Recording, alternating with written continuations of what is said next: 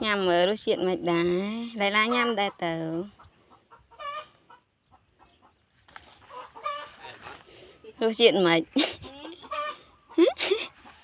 anh sao mơ mộng tịnh mà anh sao mơ mộng nhẹ nhằm sao mai tịnh mà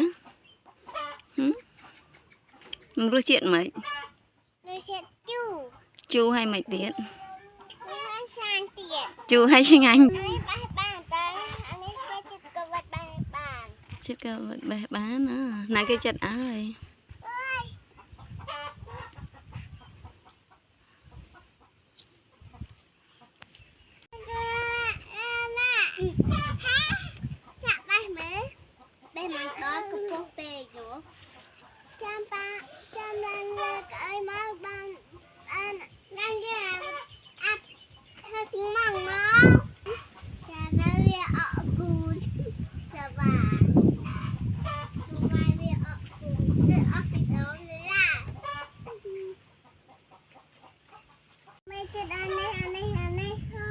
khăm ở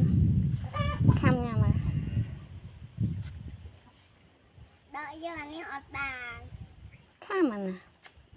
khăm không tự khăm đồng thay đồng bằng tự bác tự lại viện vô còn ai tự